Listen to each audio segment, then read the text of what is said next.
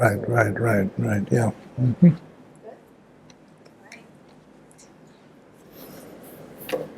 Ready, sir? Yes, yeah.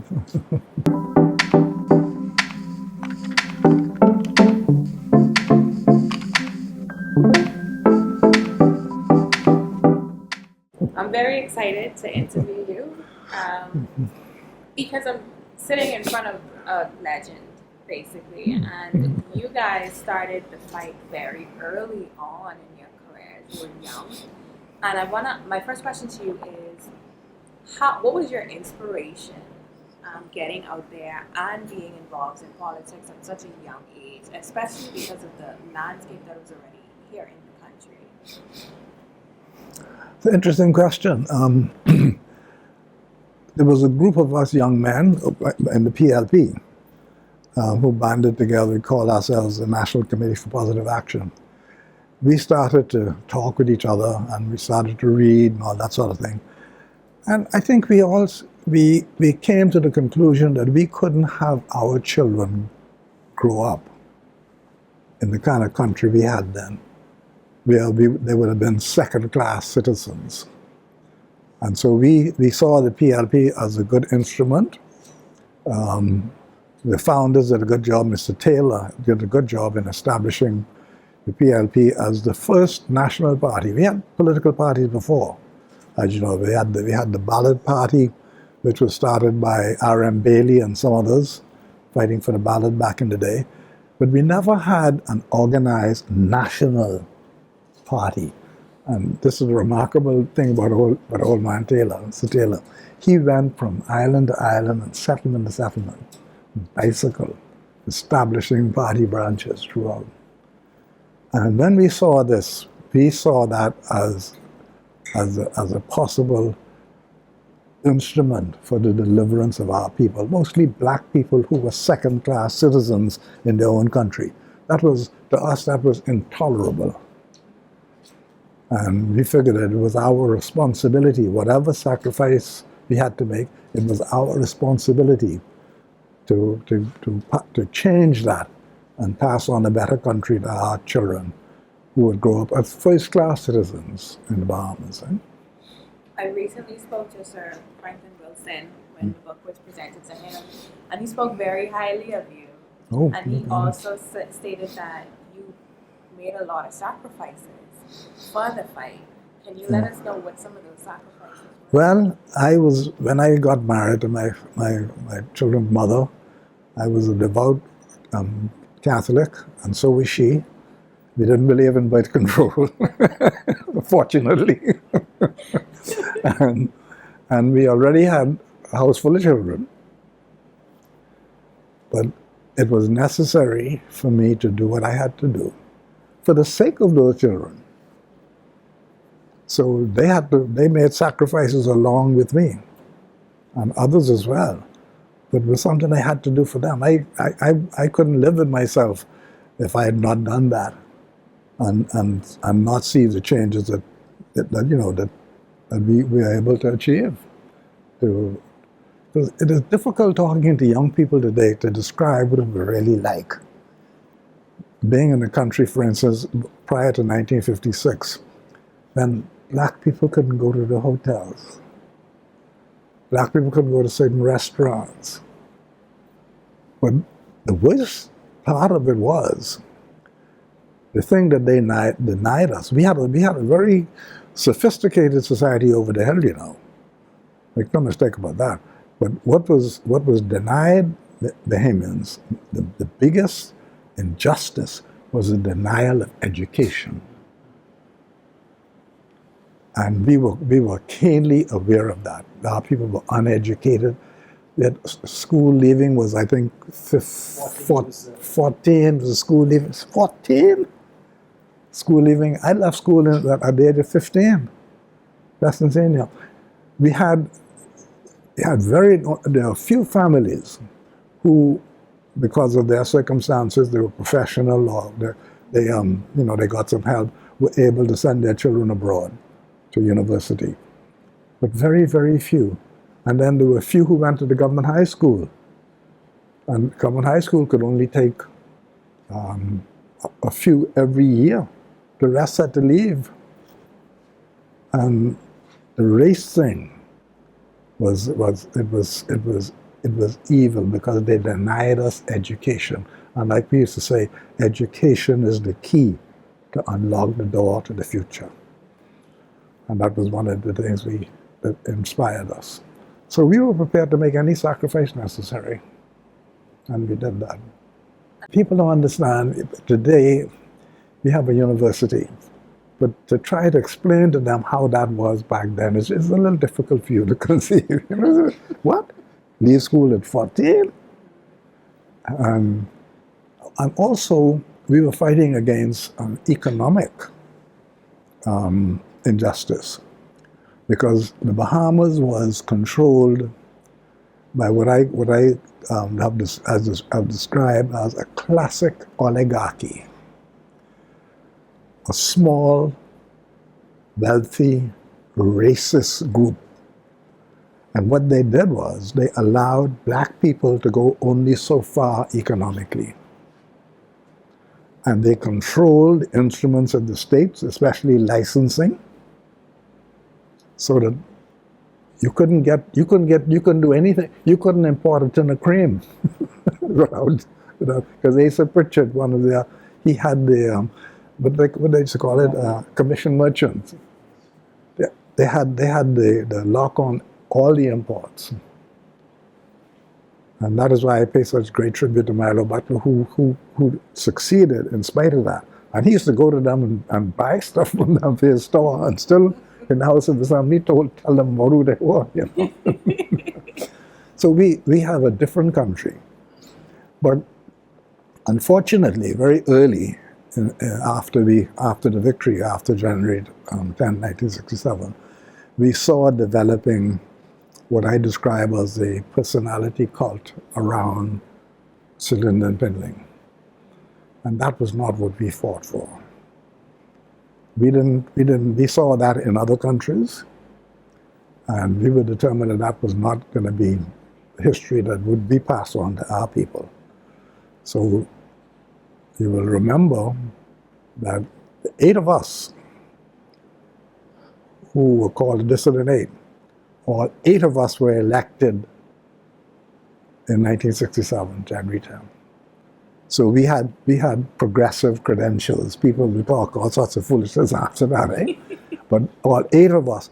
In fact, if you look at it, more than half of those, there were 18, more than half of those who were elected to form the first majority government left the PLP, beginning with 8 of us. Others left. Carl Francis left. Ed Moxie left. Others left. So more than half of them realized what was happening in the PLP. And when Ed was very upset. Ed's dream of a cultural village over the hill. Hitler just strangled it. And it was making progress. The theater was built. This would have been a wonderful thing to have had a cultural village where every aspect of Bahamian culture would be represented. And with that same area where the college is now and over there, the social impact and the economic impact, together with the cultural impact, would have been a blessing for this country. And Finland stopped it. And then Ed, of course, eventually joined up. So more than half of us, when the PLP talk about who left and who didn't, they left us. We didn't leave them. They left the movement. Do you think that persons are aware of the sacrifices that you made for the country? Some people are, and just not just me. Ed, like I mentioned, Ed Moxie, Ed suffered as well. Not only did they destroy Jumbe Village, they went after his family. And that is what happened back then. That was the kind of politics we had. But many others sacrificed. And there were some, not those who were not on the front line like us, those who ran for office. Everybody knew us, right? We were in the pub. But we had some wonderful people whose names have been lost to history, who also made sacrifices. I'm talking about what they call the small man, who's really the big man and woman. I was just telling Mr. Bethel earlier, there was a lady over the hill by the name of Effie Walks. She was not privileged, an ordinary woman over the hill, but she was powerful in the movement. She sat in the councils of the PLP back in the day. People like them, they made tremendous acts. So it wasn't just us. A lot of other people sacrificed a lot to achieve what we achieved. So I consider myself just to be soldier in the army.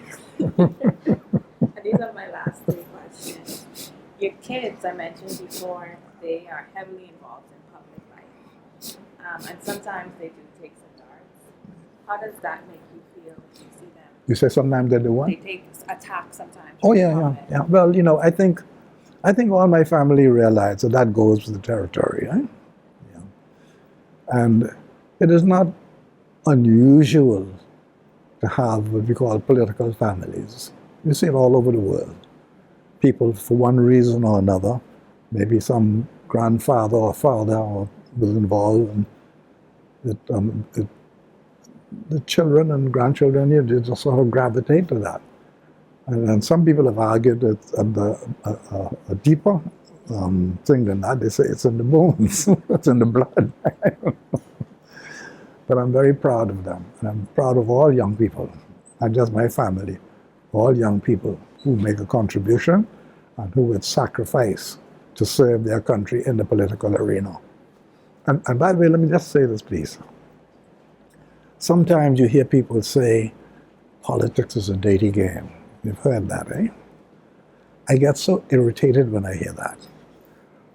Politics is a noble profession. I think the only profession more noble than politics is perhaps the Christian ministry, religious ministry. But without politics, especially in a democracy, you can't have a democracy. So politics is a noble profession, and young people, I encourage young people who are inclined to get into politics. Don't be dissuaded by all that foolish talk about it's a dirty game and all that. You got some dirty people in it, but you got some dirty people in every profession. In every call, you have that. So the thing is to try and you not be like them. Set better standards, eh? At any point, did you feel like you could have done more? I think in life, when you look back, you always think you could do more. Maybe I should have done more. But God has been good to me, and God has enabled me to make my little contribution, and I'm very happy about that. I'm very happy, and I'm very happy about the decisions I have taken, even though it cost me and my family a lot of grief sometimes. I'm happy about that when I see a better Bahamas, but I'm still a little anxious that we don't let it slip out of our hands. Eh? And I'll say no more. And lastly, when you speak about a better Bahamas, what do you envision?